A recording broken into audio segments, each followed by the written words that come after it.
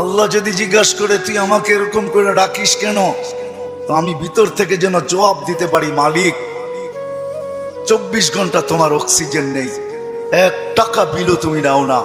অথচ আমরা 2020-এ দেখছি এখনো মিডিয়ায় থাকতে পারে ঢাকার এক হাসপাতাল মাত্র আধা ঘন্টা অক্সিজেন দিছে আর 84,000 টাকা বিল বানাইছে, আর আমরা 24 ঘন্টা অক্সিজেন নেই।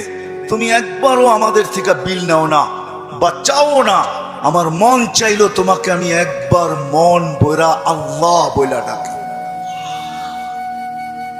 3 দিন পর্যন্ত ঘরে পানি ব্যতীত কিচ্ছু নাই। 3 দিন চলতেছে ঘরের অবস্থা, শুধু পানি আছে আর কিচ্ছু নেই। 4র্থ দিন সকালে ঘরের অভিভাবক বাহির হইতেছে আর বলতেছে দোয়া করো আজকে যেন কিছু মিলে। কিন্তু যখন সন্ধ্যায় ফিরতেছেন ওই দিনও কিচ্ছু মিলে নাই, ওই দিনও কিচ্ছু মিলে নাই। কিন্তু ঘরের মহিলা বারবার রাস্তা দেখতেছেন যে আজকে কিছু মিলবে হয়তো।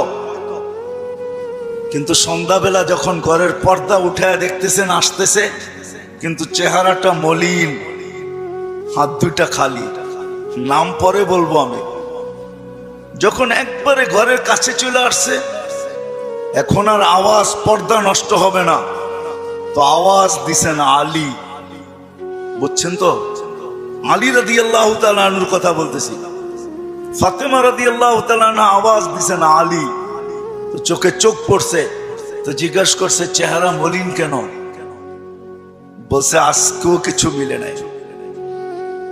তো ঘরের মহিলা বলতেছে পাবো তো শুকরিয়া আদায় করব না, পাবো তো সবর করব। দুনো অবস্থায় আল্লাহ আমাদের সাথে। আর আলী এটা জানো, আল্লাহ যাদের সাথে থাকে তাদের চেহারা মলিন হওয়ার শোভা পায় না।